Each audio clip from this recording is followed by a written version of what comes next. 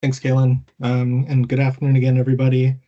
As Kalen said, thanks for joining us today for the FY25 Affordable Housing Retrofit Accelerator kickoff information session. My name is Philip Haddix. I am the portfolio manager for the Affordable Housing Retrofit Accelerator program, and looking forward very much to working with each of you this year and in the coming years.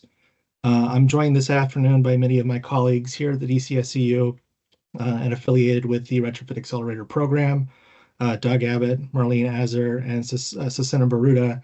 And over the course of the next hour or so, we will aim to provide you with what information we have regarding the structure of the FY25 Retrofit Accelerator program. Before we get too much into content, though, I will kick it back to Kalen for some webinar logistics. Thanks, Philip. Couldn't get rid of me. I'm back. Just want to let everybody know again, we will have Q&A at the end of the session. We do acknowledge that you might have some questions that come up during the session, so please do utilize the Q&A or the chat. You'll see the Q&A, some brief instruction here, like this is what the Q&A looks like, a little question mark chat bubble, and the chat looks like a little chat with some words in there. So if you're on mobile, you have the ability to chat. We will also have the ability to voice questions as well. You'll have the ability to voice questions. We'll just be asking that you guys raise your hand in advance, and I'll remind you of this as we get to the Q&A.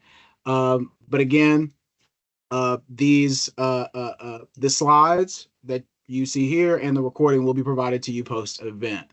And then the next thing that I wanted to note for you all is that if you're a residential contractor working in single-family homes, helping folks upgrade their HVAC systems, and thank you for muting, but working with residential HVAC systems, helping people electrify their heating and cooling and cooking systems, as well as from a gas dryer or to an electric dryer, we're having a hybrid info session about how you can help your residential customers electrify and apply for up to $15,000 in rebates per household.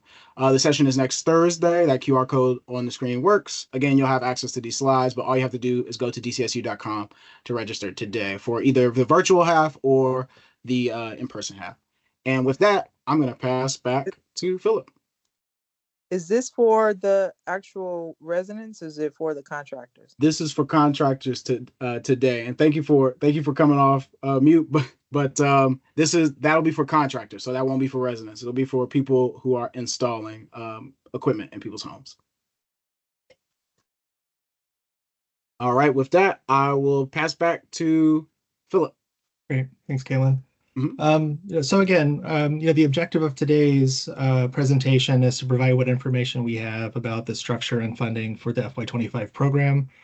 Much of the content of this presentation is based on requirements attached to federal Home Energy Rebate, or HER, funding as part of the Inflation Reduction Act. So we still have a couple of minor details to iron out. So some details may change based on future guidance from those conversations or from the federal or local levels. Because of this, we are trying to focus our presentation today at a high level and what we know for certain at this time to avoid having too many changes to deal with.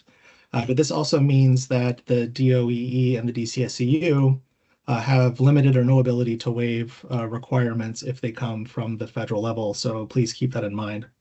And just to go ahead and address the question that I think is on the top of many folks' minds, whether we anticipate a change in administration is going to have any impact on the availability of this funding moving forward.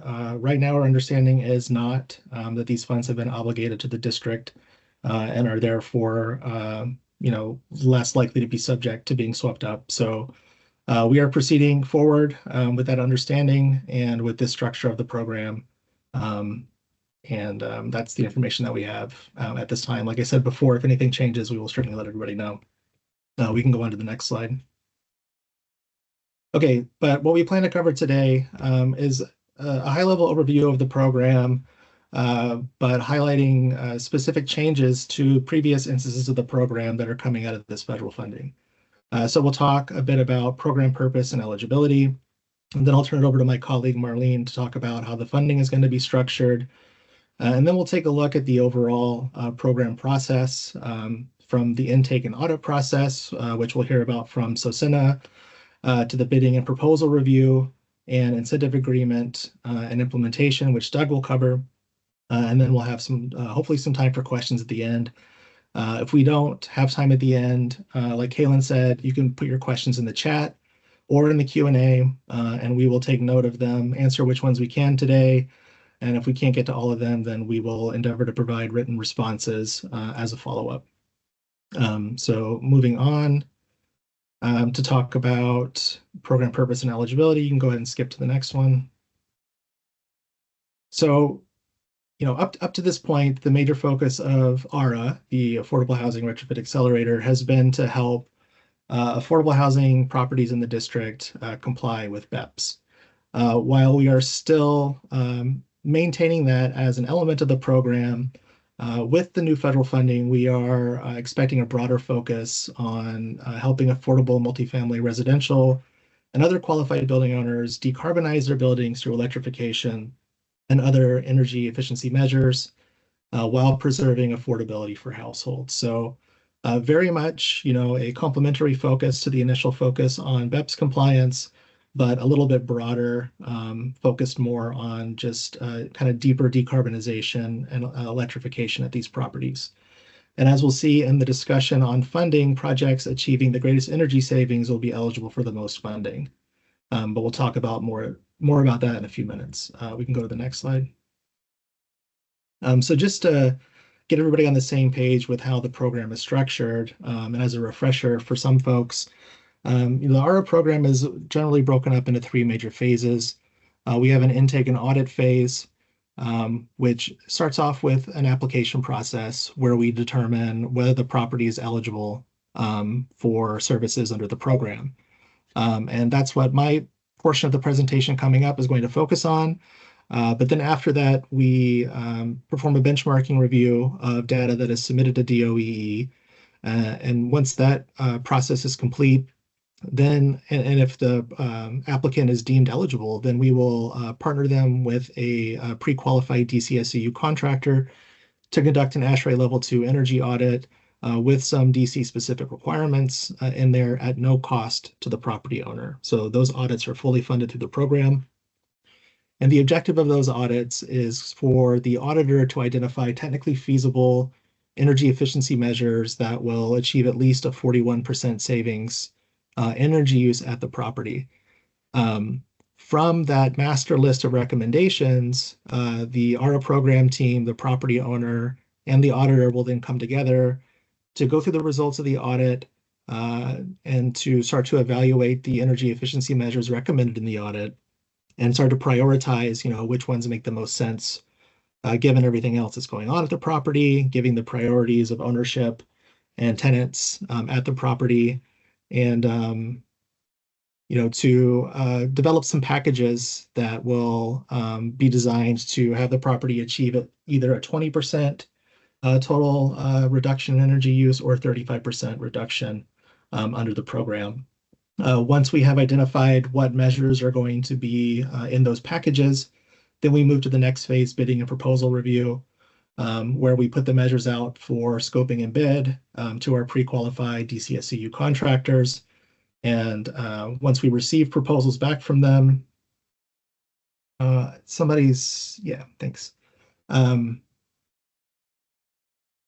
Once we see proposals back, we will do a review of the pricing and the proposals, go with whatever the most competitive one is, and then draft an incentive agreement, which will then be reviewed by DOEE. And if approved, then we will execute that and initiate the implementation process where the energy efficiency measures get installed, which includes with inspection and collection of closeout documentation.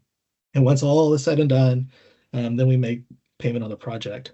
So we'll kind of go through each of these circles here in turn over the course of the presentation.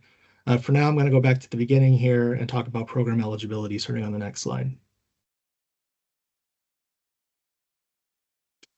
So we are keeping a priority focus on properties that meet the bullet points listed here on the following slide. That doesn't mean that if, your property doesn't meet one or more of these bullets that you would be wholly ineligible. It just might mean that there's some extra work to do to get a property eligible. And again, these are just prioritization factors as well. So these are like the ones we're most interested in working with first, as we think that it'll result in a smooth process. So as with previous versions of AHRA, we are focused with a priority focus on properties with a gross floor area of at least 50,000 square feet. But we are planning on expanding eligibility to properties with a GFA of at least 10,000 square feet. But the timeline for this is TBD. Another element of eligibility is properties need to meet the definition of affordable housing, which means that they need to be primarily residential. They contain 5 or more dwelling units, and they either have restrictions or other covenants that require, or the building owner has otherwise been able to demonstrate that at least half of the dwelling units are rented or occupied by households with incomes less than or equal to 80% of the area median income, or AMI. So for these first bullets here, nothing has really changed with the eligibility for the program. Starting with the next bullet, there's a little bit of a change. That's the way that we establish program eligibility, particularly income eligibility. This is going to be done through a new income verification or categorical eligibility process that I will detail in some of the following slides. Another requirement is that the property must agree to maintain affordability for 5 years after the most recent incentive agreement has been executed. And by this, we mean that the property cannot raise rents for tenants as a result of the measures being installed. We can move on. So some other priority criteria here are properties that submit annual benchmarking data to DOEE, which should be most of the properties already involved with the program, and who have a DOEE approved AHRA level 2 energy audit, which again, most properties have already accomplished this. A bit of a change here is that we're also focusing on properties that receive a subsidy in exchange for providing housing dedicated to low-income households, like through LIHTC financing. And we'll see in a few minutes why that is. We're also looking for properties that have a minimal need for electrical service upgrade. Obviously, it's much easier to implement measures at a property that doesn't need a heavy up or other infrastructure upgrades. But again, that's not a deal breaker. This is a list of priority preferences. One item that is not as flexible, though, is that the properties need to commit to pursuing retrofits that will achieve either at least a 20% energy savings or a 35% energy savings as a package. And we'll talk more about that later on. Again, we're still very eager to work with properties who have not are not expected to meet the BEPS. So those properties are definitely welcome to participate.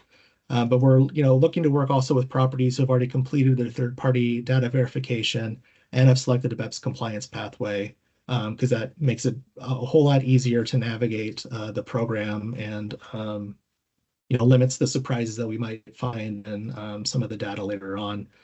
And finally, there's a preference for properties located in a low-income or disadvantaged community, as defined by the Justice 40 Initiative or in the Climate and Economic Justice Screening Tool.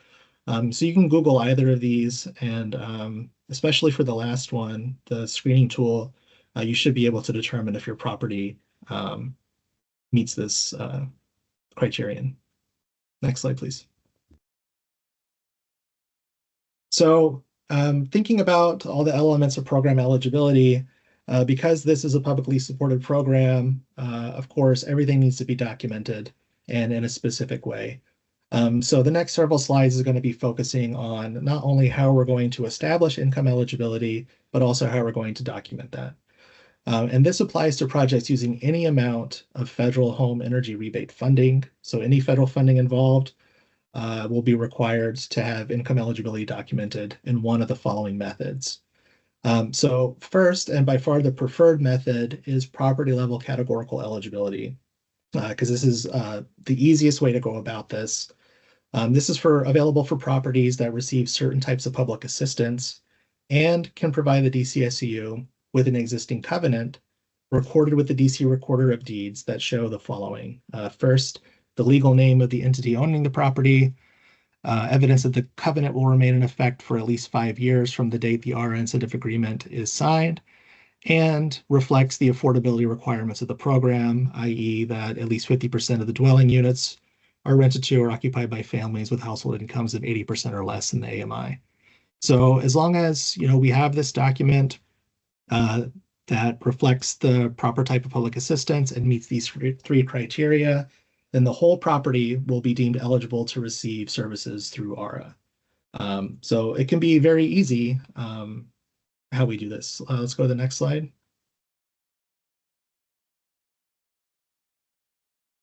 So some of the programs that are eligible for this property level categorical eligibility are those that are public housing. So any properties that are owned and operated by a public housing authority. Also privately owned buildings that receive project-based assistance like Section 8 and other programs. Properties receiving LIHTC, which I mentioned earlier, and properties that are eligible for the Weatherization Assistance Program. And finally, privately owned multifamily buildings with deed covenants that reflect the requirements that I covered on the previous slide. So it's not just LIHTC that will make you eligible. If any of these others apply to the property and you can provide a covenant that meets the criteria on the first slide, the previous slide rather, then you should be good to go. Moving on. So if we're not able to establish eligibility through the property level categorical eligibility process, the next best option is to do what's called a tenant level categorical eligibility process. So it's very similar to the property level in that what we're essentially looking for is evidence that there is that the tenant is receiving support from a public program with income requirements that meet or exceed the requirements that the Affordable Housing Retrofit Accelerator has. But this, as the name implies, needs to be done at the tenant level.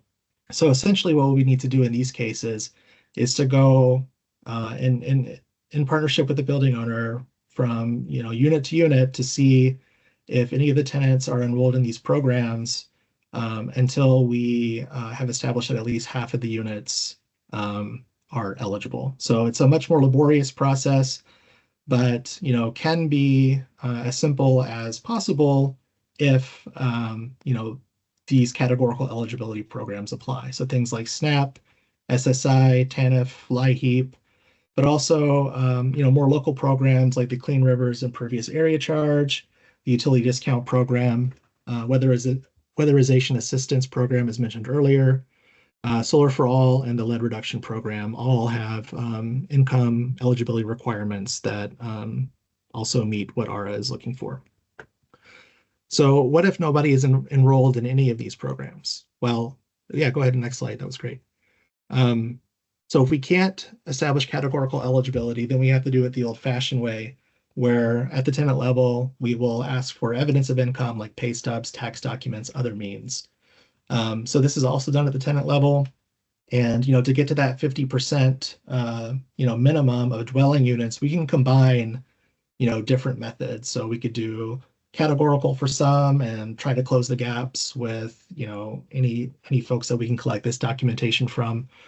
Either way, though, when verifying eligibility at the tenant level, all proof of income must be accompanied by identification for residents, so we can confirm the household size because that is a factor in the income eligibility. DCSEU will review all the documentation collected to make sure that it matches the documentation typically provided by the relevant programs and agencies. And although some programs allow for it, there will be no option under AHRA for self-attestation of income, except for in cases when a tenant has no income. And then in that case, we would leverage an affidavit where they attest to that. But no other cases will there be that this is an eligible income qualification method. Next slide. And then finally, for my section here, I want to talk a little bit about preserving affordability. I think I've mentioned a couple of times now that properties receiving assistance through AHRA must commit to maintaining affordability at the property for at least 5 years. To establish and document that, there are a couple of options. And the first two here are for those who are receiving any amount of federal HER funding, which we expect would be most of the properties that we work with. So this obligation can be established through either executing a new affordable housing covenant using a template that will be provided at a later date by the DOEE and DCSEU, or if you already have an existing affordable housing covenant, such as that we would use for property level categorical eligibility, as long as it has the same level of duration of affordability that the program needs, i.e. 5 years, then we can also accept that document to satisfy this requirement as well. So again, for properties that can achieve the property level categorical eligibility, it really makes things a lot smoother and knocks a lot of requirements out with a single document. If there is a project that receives only local funds, should that be an option, these are going to be subject, and they are subject to rent control. They can meet this requirement with a signed waiver of right to file a rent control exemption, which is a document we've been using in the program for a couple of years now. If you all have encountered any of those, you should be familiar with that. So, while on the topic of funding, I think it's a good time to turn it over to Marlene, who will walk us through how the funding is structured in greater detail. Sounds good. Thanks, Philip. All right, so I'll be covering funding, but it will be a pretty high level. So make sure you use that functionality that Kaylin and Philip talked about earlier that we'll be doing at the end for the Q&A. All right, so jumping into funding, we can go to the next slide. So going forward, we will use a combination of local government funds and federal government funds. So if you've already participated in AHRA, you're probably used to the local government funds and those parameters that we've worked with before. So this money is use or lose by the end of each fiscal year and can be paid out as each measure is installed. With these funds, we've been aiming to achieve an Energy Star score of an 80 or more for calendar year 2026 regarding BEPS. And we're only able to pay for installed and operational audit-approved measures. Now, under the federal HER funds, there are similar yet slightly different parameters to work within. Measures will be packaged together to reach 20% or 35% site EUI reductions to qualify for these funds. We won't have access to these federal funds until the full package is installed. So this likely means that either the contractors or customers will be carrying some of these costs until the full package is installed. We plan to discuss financing options with DC Green Bank, and we'll follow up with everyone in case that's of interest. And you're also welcome to look into your own options for financing as well. But if anyone is interested in using financing, please just let us know so we can make sure that it still fits within the federal requirements. Finally, for that last point on the right, we're only able to pay for installed and operational audit-approved measures that will be reaching that site EUI reduction target, whether that be the 20% or 35%. Properties can make the choice there. Next slide. So the DCSEU is prioritizing meeting the federal minimum EUI reduction percentages to make the most of the available funding. Therefore, the local funds will be used in support of achieving the minimum EUI reductions. Participating AHRA customers must commit to an EEM grouping to achieve a 20% or 35% EUI reduction in order to have access to the program funds. Next slide. All right, so we have the two scenarios broken down here. If a property is pursuing the 35% savings, our program can cover up to 100% of the approved allowable costs. No federal funding can be dispersed until all the measures that total the 35 projected savings have been installed and inspected. Any local funds, however, could be paid as the individual measures are installed and inspected, so that should kind of help ease the burden of carrying those costs. And then the federal funding cap in this scenario would be $30,000 per tenant unit. So on the right, if a property is pursuing 20% savings, the AHRA program can cover up to 80% of the approved allowable costs, and the customer would cover the other 20%. So this could be done through their own funds or even through a loan.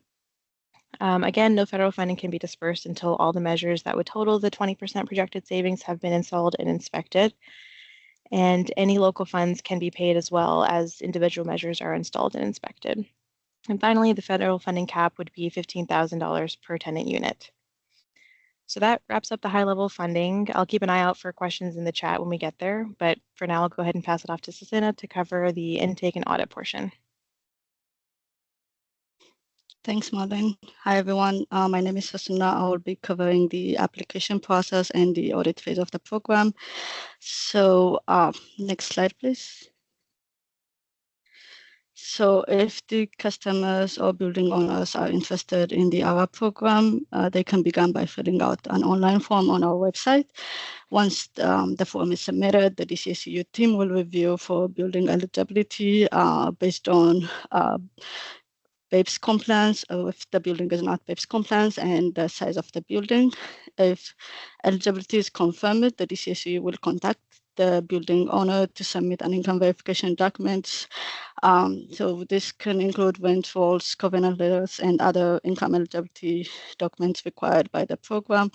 I just want to note that I'm covering the application and eligibility for local funding and how to get into the audit phase of the program. So after the initial verification, the application will be forwarded to DOEE for final approval. And if the building is approved by the DOEE, we will reach out to the customer to request the submission of the listed documents on the slides. So we will send out our application form, our customer intake form, and the utility authorization forms. So with that, the customer has to submit the other DOE approved third-party verification, pathway selection, existing mechanical, electrical, plumbing drawings, building layouts, plans, list of equipment, and details of renovations or upgrades since 2019. Next slide. So the next step is benchmarking review and support. Once we complete the reviewing the application package, we will review the benchmarking data for eligibility and project prioritization. In addition to assessing eligibility in partnership with the DOEE, we also provide benchmarking support for BEPS pathway selection, third-party data verification if resources are available, and monitoring progress towards BEPS goals. Next slide, please. So the next step is the energy audits. So once the application review is completed, the building moves into the audit phase. In this phase, the DCSEU will assign a qualified auditing contractors to perform an AHRA level 2 audit report. So this audit phase typically takes 14 weeks and involves 5 main tasks to complete the audit as per program requirements. So task 1 is property walkthrough. So once the property is assigned to an auditor, the DCSEU will connect with the auditor, with the building owner, and the auditor has to coordinate with the building owner to schedule a walkthrough and complete gathering all the data needed to work on the audit report. So task 2 is benchmarking review. This is typically when the auditor has identified a discrepancy between the benchmarking data and the actual building condition during the walkthrough. So the contractors need to notify DCSEU immediately if there's any discrepancies, and we will work with the DOEE and the building owner to correct the discrepancy before we move to the next task. So if the auditor there's no discrepancy, if the auditor has to confirm that there is no discrepancy, and move to task 3. Task 3 involves drafting audit reports and the DOE review. So under this task, the auditor will work with the DCSEU engineer to submit an online audit report for DOE technical review. And if the online submission is approved by DOE, it will move to task 4. If it's rejected by DOE, the auditor has to work with the DCSEU engineer to address any issues and resubmit to DOE for approval. So in task 4, it's drafting owner-facing report and EM workbook after the DOE approved The auditor prepares an owner-facing audit report and an energy efficiency measures EM workbook for DCSEU review.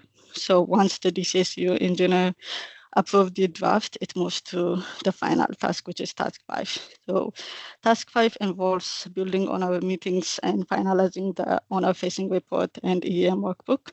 So DCSEU will coordinate a meeting with the building owner and the auditor to discuss the audit report and the EM package. So based on the outcome of the discussion, the auditor finalizes the owner-facing report and the EM workbook, and the building owner will also select the EM package to achieve 20% or 35% site EUI reduction. With that, I will pass it to Doug. Thank you. Everybody, so I am going to cover the bidding and proposal review process that comes right after the audit phase. Kayleen, go to the next slide, please. So one of the major changes this year is that any project receiving any federal funding is going to need to be completed with one of our DCSEU contractors and under our DCSEU bidding process. Previously, we'd allowed customers to go and get their own bids if they were interested in doing that. But if your property is receiving federal funding this year, we'll manage the bidding process with you. Another update this year is that rather than having one static list of contractors over the course of the year, we're going to implement rolling reviews of our contractor list. So we will potentially add or remove contractors during the year. The only situation where we would really delist someone during the year is if they don't meet the minimum requirements for their program. For example, if they lost some of the required insurance or something along those lines, or kind of the standards we expect in the program, which would be like an example of dishonesty, fraud, that type of thing. There is a bit of a process if we do move to delist somebody. You can see some of the details there, but hopefully we won't have to use that. Next slide, please.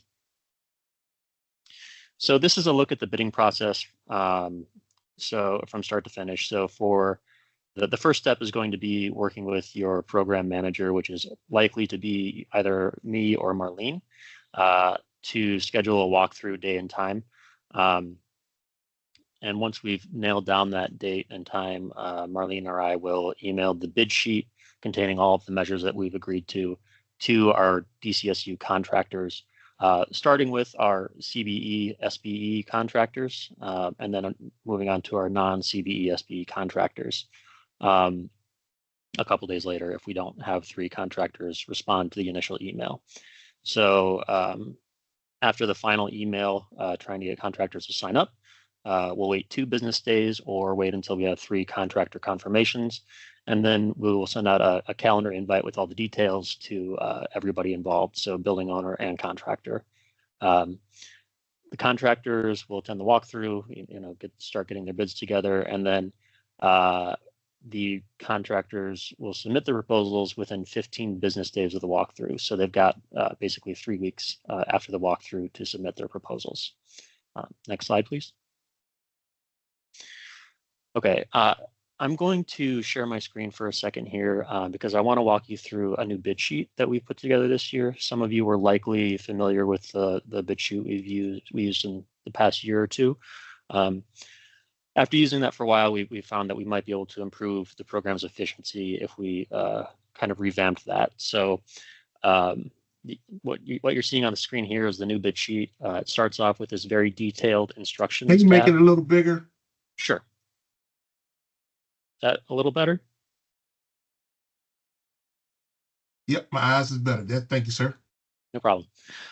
So this is a very detailed instructions tab. I'm not going to go into it very deeply, but it should have, hopefully everything that you need to put together your bid. But that said, if you have any questions or you just want some help getting familiar with it, Marlene or I, we're always happy to hop on a call and walk you through it. Where is this form at? Is this form online currently? Well, no, we'll send it out to you when it's when there is a project available. So it'll have the list of measures at the property that we're working with, and from there you'll complete what I'm about to walk through as your proposal. So there's the instructions page here. The next tab is just the proposal summary tab. We don't really need anything from you on this tab other than just completing these 3 red boxes right here. Most of this will automatically update with the information that you enter on the other tabs that we'll walk through in a second. So, and it's just going to kind of gives us a snapshot of your full proposal. And then there's going to be one tab for each measure that the building is interested in pursuing.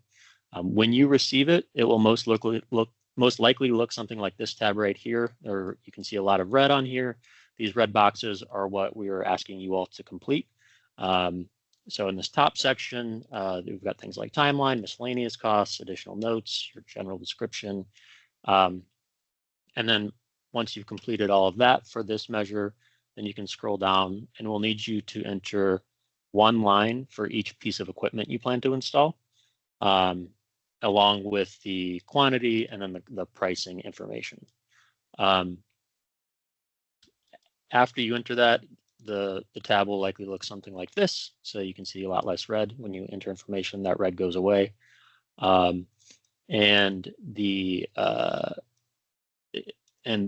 don't obviously need to complete every single line down here, but the ones that you do complete will not be red anymore. And the costs will kind of automatically add up. So if you're, as you put it in, just kind of keep an eye on the costs over here and make sure that it aligns to what you anticipated. One other note is that if you're doing a lighting measure, we do ask that you complete this tab as well. So this is just telling us about the equipment that you're installing for the measure. So you select your measure here, you put the location information, so like floor, what room you're looking at, if it's in an apartment, that type of thing. You review or enter the existing condition that you observed on the site. And then over here is where you would enter information about the equipment that you're proposing to install. And then there's also a spot on the side here for additional notes. And that will help our engineers review and just make sure that everything that's being installed meets the requirements that we're looking for. And then the last piece of this is this CBE tab. So I think a lot of you are probably aware that we have requirements that we spend a certain percentage of our funds with CBEs. This just helps us make sure that we understand where the funds that we're providing are who's retaining those funds. If you are, basically you'll put the amount that you're retaining in these boxes. So if you're CBE or non-CBE, you'll put the amount you're retaining. And then anything that you're subbing out or giving to a distributor will go in these tabs or these cells over here. Again, there are more detailed instructions for this. We're not expecting that you remember all of this now. And Marlene and I are also, like I said, happy to walk you through it. But I wanted to give you at least a glimpse at this sheet. And we fully anticipate that folks will have questions as we begin to use this. So don't be afraid to reach out. Caitlin, would you mind pulling up the slides again, please? So a couple of notes on the bid sheet. One is that there are times when what we see in the audit report for the existing conditions differs from what our contractors observe when they go on site for the walkthrough. That's fine. There is a spot in the bid sheet for each measure that allows you to explain any differences that you encounter while you're doing your walkthrough. It's helpful information for us because that will, very likely impact your pricing, which we'll need to, take into account as we're reviewing your proposal.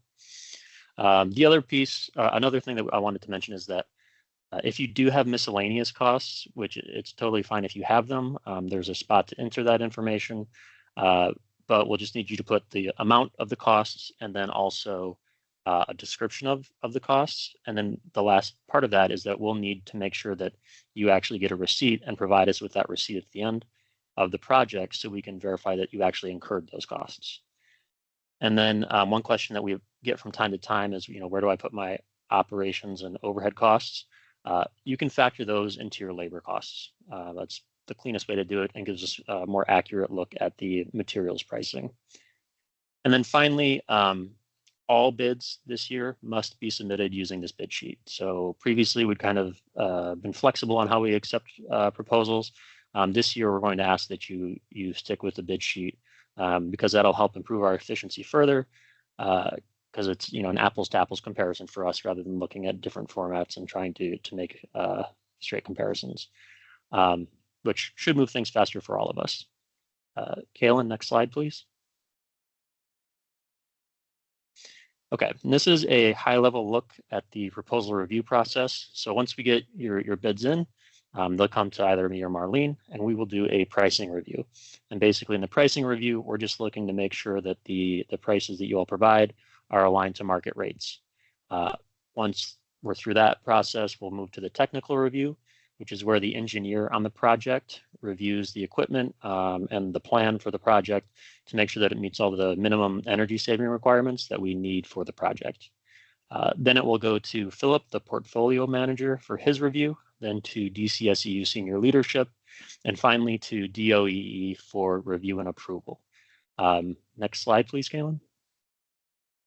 So once we have the DOE's approval to move forward with the project, we'll be able to move to the incentive agreement and implementation. Next slide, please. One area, I guess another area where we noticed some hiccups the last couple of years is who can and cannot sign the incentive agreements on the building side. There's just some general confusion around that. So we put together this table here kind of outlining who can sign for each type of property because the type of entity for the owner influences who we can accept as a signatory. So we've got some details here on it. I won't read through it all for you, but it's going to be available on these slides and you'll have access to them after the presentation today. We also say who cannot sign. As you can see, one thing that we've been doing and will continue to do is sending out this AHRA customer intake form. Basically outlines, has you outline for us who's going to be signing on your end, their role, and additional details that we can use to verify that we can accept them as a signatory. We try to get that out early in the process so that you can, so that we can move quickly once we get to the incentive agreement stage. And just as a heads up for you all, the way that we verify the information on the customer intake form is by going to DC Corp online. It's basically the DC government's records on who owns properties and who is an eligible signatory for each property. So if you want to check ahead of time to make sure that we're going to be able to accept your intake form, you can always go to DC Corp online and just make sure that the information on your intake form matches what's on DC Corp. That'll make for a very smooth process when it comes time to sign the IA. I'm going to turn it back over to Philip, and he'll get into the details of the IA types a little bit more. Thanks. Yep. Thanks, Doug. And thanks, everybody. All the other speakers. I'm going to bring us home in the next 12 minutes. So as Doug mentioned, with regard to incentive agreements, there are a few different types of agreements that we use under the program. What we expect to be using most often, especially now with leveraging the federal funding, is going to be our three-party standard incentive agreement. This is an agreement between the DCSEU, excuse me, the contractor and the customer or building owner, where we, all agree to our obligations and, document which party is paying what costs. Like, as you may recall from Marlene's portion of the presentation, properties that are aiming for 20% savings are eligible to have 80% of project costs covered by the program, but that means that there's a 20% that they would need to cover. So the incentive agreement is where that obligation is reflected. And it contains the scope of work and other terms and conditions surrounding how that work is carried out. And for these, after the incentive agreement is executed, then the DCSEU will issue the contractor a work order. And once executed, that will authorize them to start the work. We also have a different version of the three-party agreement, which we call a phased incentive agreement. And this basically breaks the three-party standard IA into two phases, hence phased IA. It has a procurement phase and an installation phase. And this This is mostly used when a measure has a particularly long timeline that prevents it from being fully completed within the current fiscal year. So, we try to break the work up into multiple phases to accommodate those longer timelines. Historically, we have also used a two-party incentive agreement between the DCSEU and the customer in cases when they select their own contractor. As Doug noted a few moments ago, this is not going to be an option for any projects leveraging federal funding. This will only be an option if and when only local funds are being leveraged. And then after we execute the incentive agreement, Doug or Merlene or Susanna will schedule a series of check-ins just to keep up with how procurement and installation and everything is going, to make sure that everybody is still on the timelines. But these are also for the contractors or customers to raise any issues that they're dealing with as they try to get this work completed, to see if there's anything that the DCSEU can do to help, remove those barriers. So hopefully, in these meetings and check-ins, our contractor partners, come to view this truly as a partnership and see us as a resource for helping them, overcome any barriers they might encounter in their work, because we're all here to do the same thing. And sometimes these check-ins, can be over email as well if things are going smoothly. It just really depends on, the complexity of the project and where things are in that project. We can go to the next slide. So there are also going to be a few new building owner obligations around tenant outreach and notification. These are all stemming from the federal requirements. So there's a lot of data collection and things like that is required. So as part of that, there are going to be a series of surveys that we are expected to disseminate and collect and evaluate responses to. A pre-retrofit survey, and then 2 post-retrofit surveys at 14 days, and again 3 months after the incentive payment has been made, to see how if the tenants are experiencing any benefits from the upgrades, if they're encountering any issues, that sort of thing, just to gauge the impact of our work at the property. There's also going to be a template document for rental affordability of rights of the tenant. The DOEE or DCSEU will provide a copy of this, but this is just, exactly what it sounds like, just a notice of the affordability rights of the tenant under the program, i.e., they have to maintain affordability for 5 years, like we discussed earlier. There's also a notice of utility bill impacts. If any electrification upgrades are involved, and this causes units in the building that are individually metered, or if it switches them from master meter to individually metered, there may be an increase actually in their electric bills. And so we would need to notify everybody of that possibility through this document.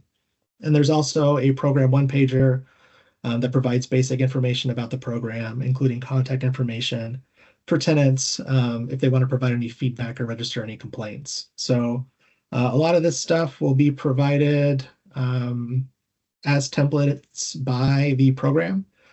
We will need the building owner, however, to be a very strong partner in disseminating these materials as required and collecting survey responses.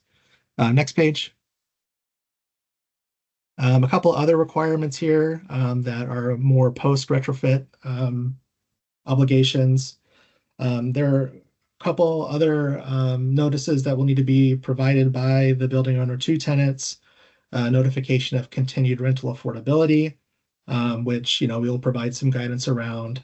This can be either an addendum to the lease at the time of renewal or signing, or when rent changes during the term of the affordability period. Or through other methods like a notice in the common area, sending out an email, that sort of thing. And there's also another requirement here, a document certifying the building's participation in AHRA, also required by the DOE. This can also be done as an addendum to the lease or through the other methods noted earlier, like notices in common areas and such.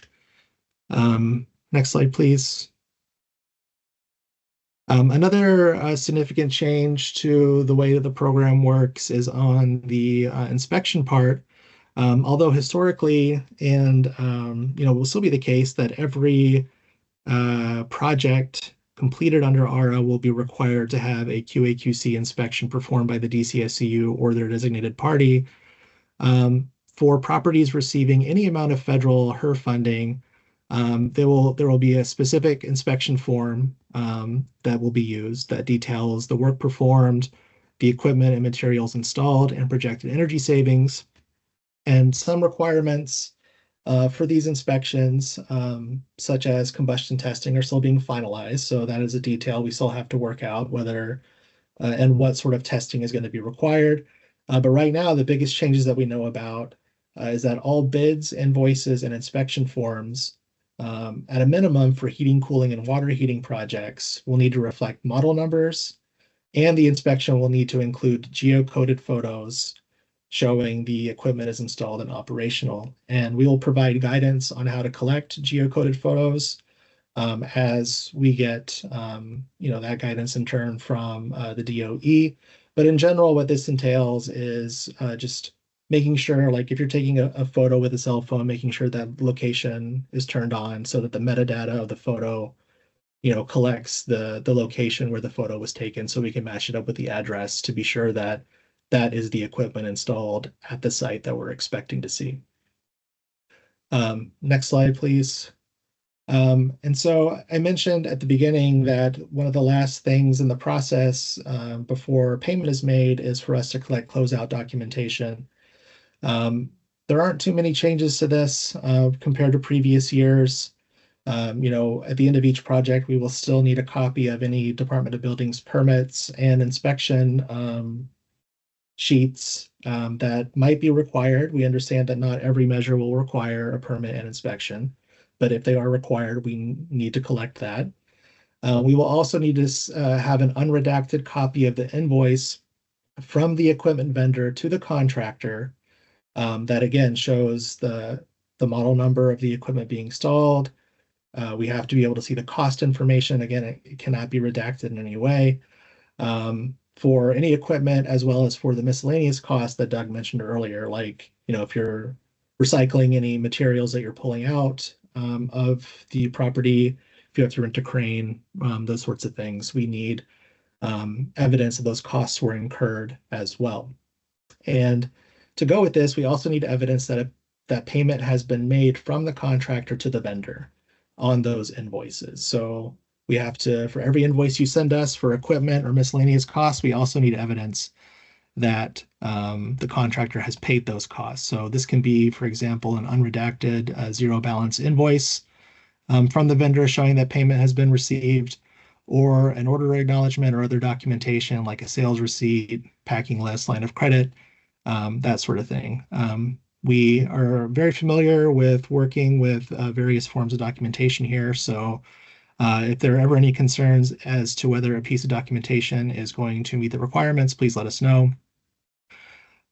There's also a requirement, since all of these are federally funded projects, are going to be 3 parties between the DCSEU, contractor, and customer, that the contractor has invoiced the customer for any portion of their contribution that might be leveraged for the project, and evidence of payment on that invoice as well.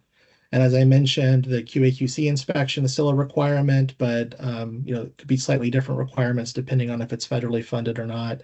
And then finally, the contractor's own invoice to the DCSEU to request payment of the incentive at the end of the project. Next slide, please. I know we're running short on time, so I'm going to try to be as quick as I can here. We do have a number of other low-income programs here at the DCSEU. If you're feeling like you're interested in working with us, but maybe AHRA might not be the best fit for you, some of these other programs include the Income Qualified Efficiency Fund, or IQEF. This is a competitive process for contractors who are already under contract with the DCSEU and projects of $10,000 or more.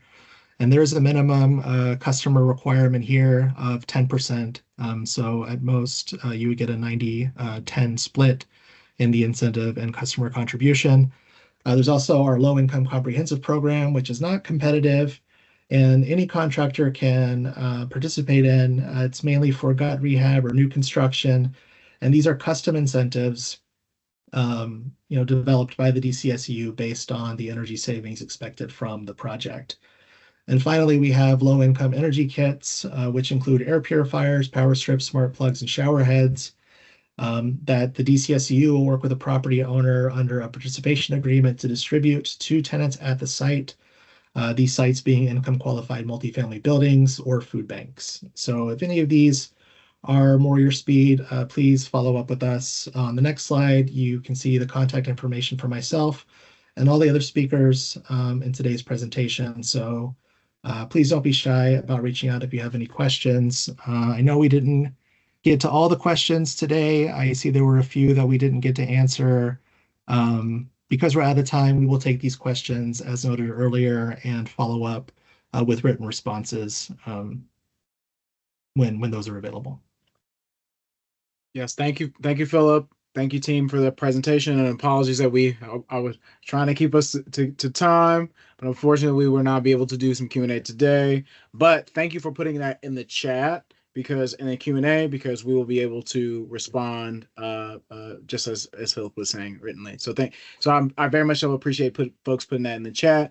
Just want to follow up again with everybody that these slides, along with the recording, will be posted to our site, and that will be emailed to you all as well. And since they'll be providing a written response, we will be likely emailing you all that written response as well. So just wanted to note those things, and please do be on the lookout for those to your emails. Don't let it go to spam. And thank you. And again, check out our events page and register for some other upcoming contractor info sessions that are available. And I'll answer that question, but you can check, you'll be able to check those requirements for becoming a qualified contractor through our RFQ when it gets posted. So just want to note that as we rolling out. But thank you all. Yep, thanks everybody. Have a great rest of your day, and please reach out if you have any questions.